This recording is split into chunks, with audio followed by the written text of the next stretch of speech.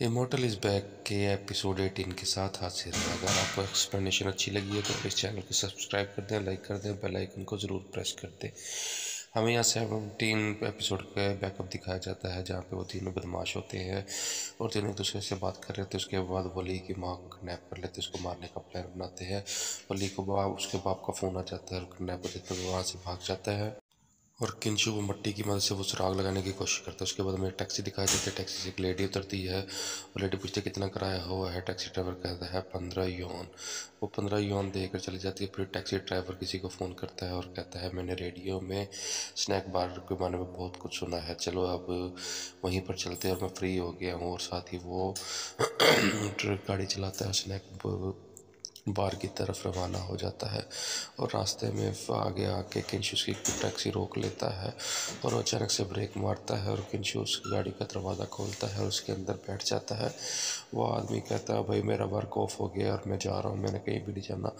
किंशु ज़बरदस्ती उसकी गाड़ी में बैठ जाता है और बैठने के बाद वो अपने पॉकेट की तरफ हाथ डालता है। वो कहता है कि मैंने कहीं नहीं जाना। ड्राइवर कहता है, किंशु अपने हाथ से पैसे निकालता है और मोबाइल लोकेशन निकालता है और कहता है कि मुझे जल्दी से बिना कोई टाइम ज़ाया किए इस मोबाइल लोकेशन की इस जगह पर पहुंचना है और मेरे हाथ में जो सारे पैसे हैं वो तुम्हारे। वो इतने पैसे देख के हैरान हो जाता है और वो साथ ही गाड़ी चलाना शुरू कर देता है और आपको वो सीन दिखाया जाता है जब वो गाड़ी लेकर वहाँ पर आ जाता है। वो फैक्ट्री के बाहर वहाँ पर रुक जाता है और वो ड्राइवर कहता है किंशु से कि ये तो 7 साल से फैक्ट्री बंद है। किंशु कहता है मुझे कुछ भी हो खैर है, वो तुम बस चुप कर जाओ, तुम अपने ये पैसे पकड़ो और चुप करके चले जाओ। और वो इमेजिन करता है और देखता है कि उसकी माँ अंदर है कि नहीं। वो लगता है, कहता है यही लिखी माँ है। वो किंशु ड्राइवर को पैसे देता है और कहता है कि ये लो तुम्हारे पैसे और किसी को कुछ मत बताना। जब तुम किंग सिटी में पहुंच जाओ वहां जाकर तुम पुलिस को फ़ोन कर देना और कहना कि मैंने नामालूम 3 आतंकवादी देखे हैं जो फलानी जगह घूम रहे थे और खुसूसन जब कोई पूछे तो मेरे बारे में तुमने बिल्कुल नहीं बताना, फिर तुम्हारे लिए मसला हो जाएगा।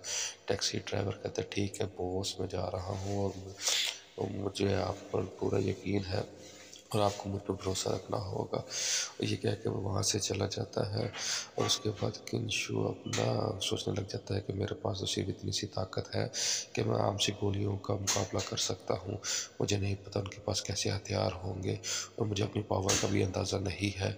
इसके साथ ही किंशु अपने स्पेशल पावर को यूज़ करते हुए देखता है कि अंदर तो सिर्फ 2 लोग ही हैं और वो 2 लोगों को महसूस करने के बाद कहता है कि कुछ तो प्रॉब्लम है और साथ ही महसूस करता है कि हाँ यहाँ कोई तीसरा भी है, लगता है मुझे जल्दी करनी पड़ेगी।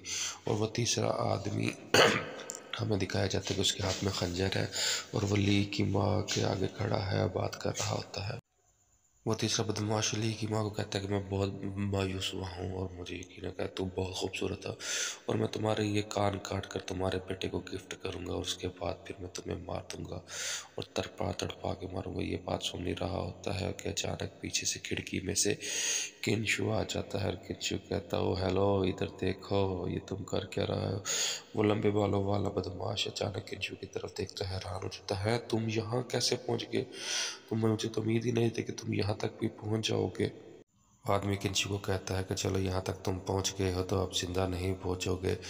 इतनी सी बात कहनी ये थी कि किंशु अचानक अंदर आता है, उसके गर्दन पर ऐसे अपने हाथ से वार करता है कि खून की धारें निकलने लग जाती है। उसके बाद उसकी गर्दन से कट घाव लगा होता है और वो नीचे गिरता है और खून ही खून बहना शुरू हो जाता है और वो साथ ही गिरते मर जाता है। किंशु की मौत देख कर ये चलाने लग जाती है और साथ ही किंशु उसकी माँ के ली की माँ के मुंह पर हाथ रख के उसको कहता है कि खामोश हो जाओ, मैं ली का दोस्त हूँ और मैं तुम्हें यहाँ पर बचाने के लिए आया हूँ, मैं तुम्हारी मदद कर रहा हूँ, प्लीज़ तुम खामोश हो जाओ और यहाँ पर शोर मत करो। उसकी ली की माँ समझ आती है अच्छा तुम किंशु हो।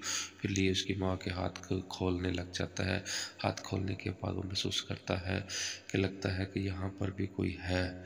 फिर वो अचानक जल्दी जल्दी हाथ खोल कर किंशु कहता है कि आप जल्दी से घर जाएँ, आपके बेटा और आपके हस्बैंड बहुत परेशान हैं और वहाँ जाके आपके घर पे पुलिस निश्चय होगी। आप उसको जाके यहाँ का एड्रेस बताएं ताकि वो जल्दी से यहाँ पहुँच जाए।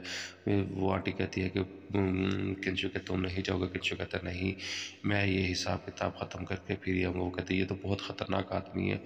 तो कहते फिर क्या हुआ? मैंने कहा ये ना हो कि ये दोबारा आपको नुकसान पहुँचा दे, लिहाजा मैंने कहा हिसाब किताब ख़त्म करके वापस आऊँगा। आप वो खिड़की से जल्दी से बाहर निकल जाए ताकि कोई आ ना जाए। और वो आंटी वहाँ से बाहर चली जाती है और साथ ही किंशु वो देखता है कि एक और आदमी आ जाता है। वो आगे कहता है कि बच्चे तुम यहाँ तो गए लेकिन मारे जाओगे।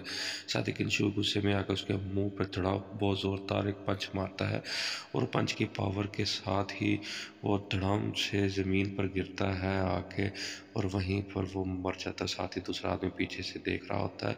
वो अचानक से किंशु को देख कर गोलियाँ चला देता है और किंशु गोली से बचते हुए उसके करीब आता है और एक गोली किंशु के फेस को छू जाती है और वो उसके पेट में आके एक पंच मारता है। साथ ही उसका पिस्तौल नीचे गिरता है, उसका खून भी निकल पड़ता है।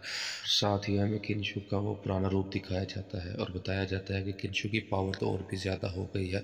इसी के साथ ही हमारा 18 एपिसोड एंड होता है। अगर आपको एक्सप्लेनेशन अच्छी लगी है तो प्लीज़ चैनल को सब्सक्राइब कर दें, लाइक कर दें और बेल आइकन को ज़रूर प्रेस कर दें। शुक्रिया।